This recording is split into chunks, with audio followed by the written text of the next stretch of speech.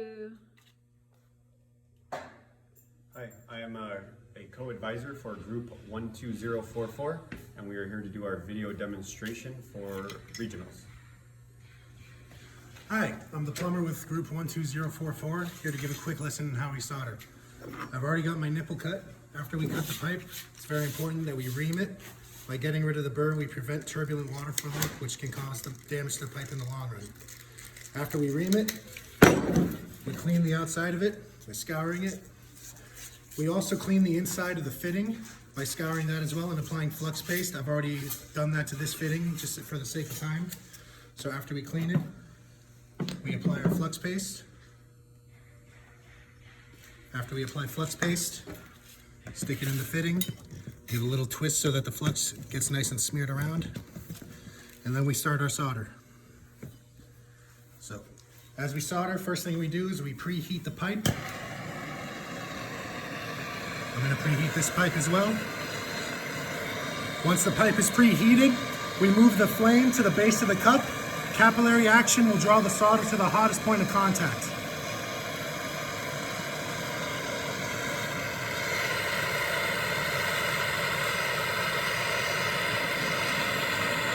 And go around.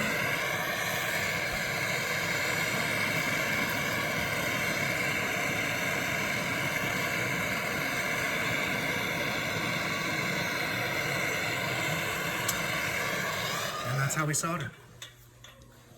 I'm a carpenter with team 12044, and we're going to be talking about roof rafters. This is a rafter.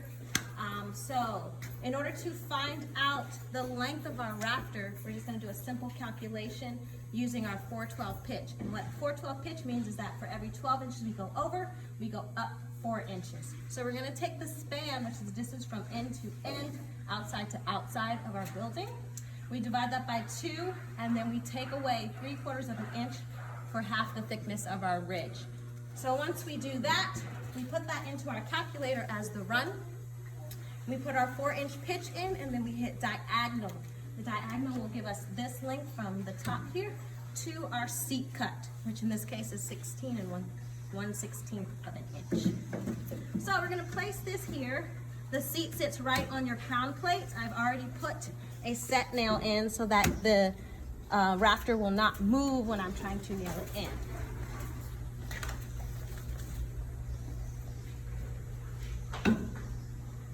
So we're going to make sure that we have our nail with enough meat so that the wood does not split. We're going to go ahead and tap that in.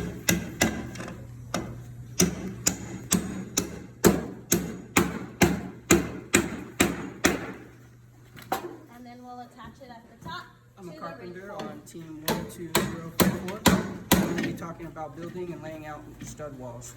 So at the beginning of building a stud wall, you want to mark on your platform where the studs and the walls are going to sit. And after you snap lines for the wall location, then you want to start by cutting off your plates. Then after you cut your plates, you want to mark them for stud layout, 16 on center or 24 on center, depending on what the blueprint calls for.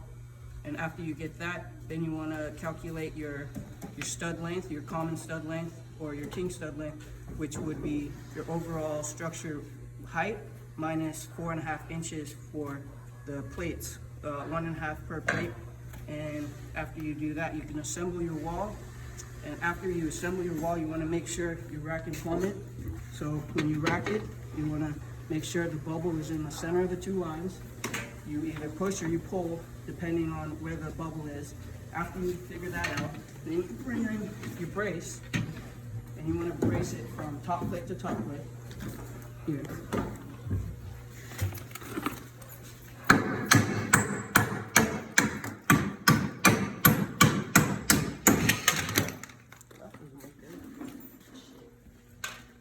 Hey, how you guys doing? I'm the electrician for team 12044, and today we're going to show you how to wire a house.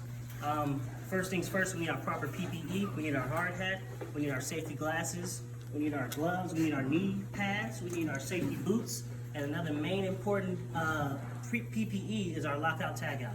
And there's 2 things to it. There's a lock right here, and there's our tagout. And what this does is it prevents anybody from coming to energize the circuit while we're working on it, which is very important for saving lives.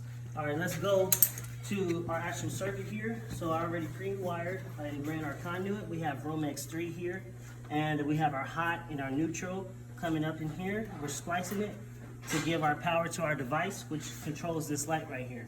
So I already pre-spliced 2 of the wires, or the conductors, to show you how it's supposed to be done. And what we do is get a V and then properly twist it, get your wire nut, put it on there.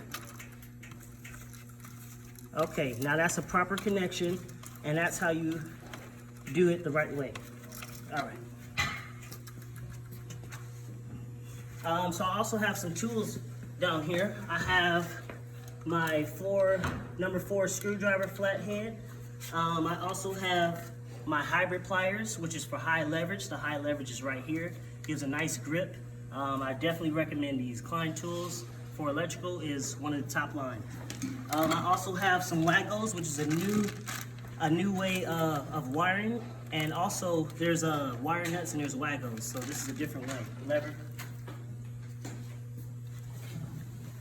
So being a chapter of excellence with SkillsUSA has helped us to develop our personal, workplace, and technical skills. Preparing for this regional competition has allowed us to work together as a team and to learn how to communicate better, and we hope to take these skills all the way to nationals.